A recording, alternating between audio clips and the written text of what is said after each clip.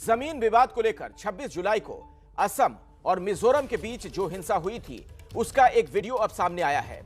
इस वीडियो में असम मिजोरम की सीमा पर स्थित असम के कचार के एसपी वैभव निलंबकर बार बार मिजोरम की पुलिस से सीज फायर की अपील करते नजर आ रहे हैं।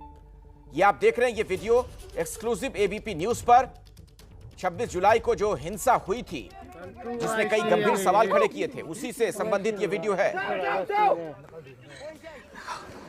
पुलिस के 5 जवान इसमें शहीद हो गए थे।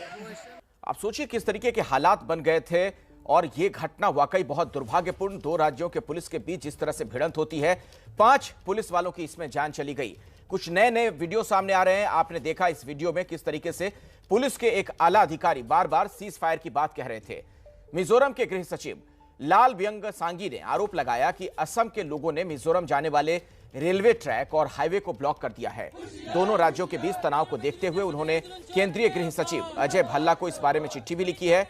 उनका यह भी कहना है कि इसकी वजह से मिजोरम को आर्थिक नुकसान हो रहा है। तो एक देश के अंदर 2 राज्यों के बीच इस तरीके का तनाव वाकई गंभीर सवाल खड़े करता है और असम पर, यानी मिजोरम की जो सरकार है, असम को लेकर कई गंभीर इल्जाम लगा रही है। आइए सीधे आपको लिए चलते हैं। हमारे साथ मनोज्ञा लोईवाल हमारी सहयोगी जुड़ रही हैं इसी खबर पर। मनोज्ञा, अब क्या हालात हैं और जो एक नया वीडियो सामने आया है उसमें क्या बातें प्रमुख तौर पर निकलकर सामने आ रही हैं? देखिए, 3 वीडियो हैं और तीनों वीडियो में एक सच्चाई उजागर हो रही है कि मिजोरम पुलिस से बार बार अपील की गई कि फायरिंग रोक दी जाए, लेकिन उन्होंने एक नहीं सुनी और 30 मिनट से ज़्यादा ये फायरिंग लगातार जारी रही।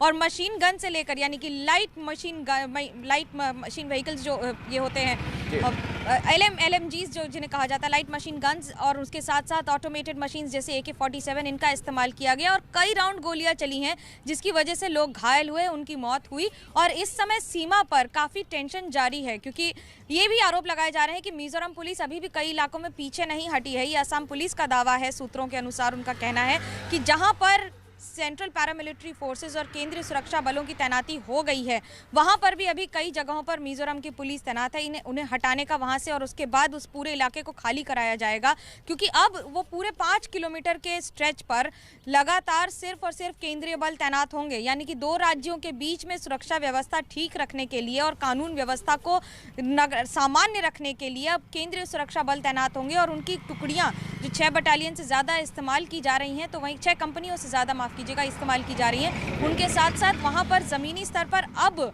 यानी कि इस बॉर्डर पर, इस रूट पर अब कई गुना ज़्यादा संवेदनशील बातें भी सामने आ रही हैं क्योंकि एक आदर्श जो सबसे बड़ा वीडियो आ रहा है सामने, जिसमें ट्रैक्स हटा दिए गए हैं, ट्रैक्स को तोड़ दिया गया है, जिसका मतलब है कि मिजोरम और असम के बीच में जो एकमात्र रेल रूट है उसे बाधित कर दिया गया है, जिसकी वजह से सामान की सप्लाई अब कम होगी और इकोनॉमिक ब्लॉकेड की तरफ हो सकता है मिजोरम आगे बढ़े।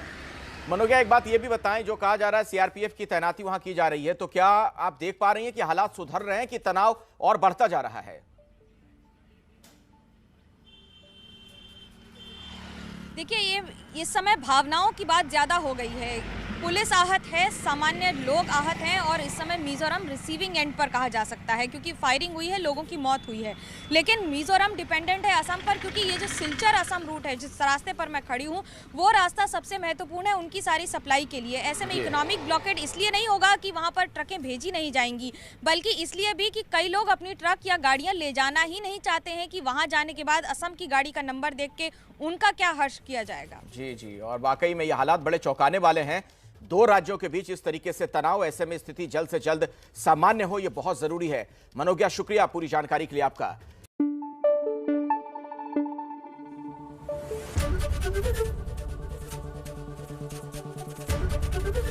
एबीपी न्यूज आपको रखे आगे।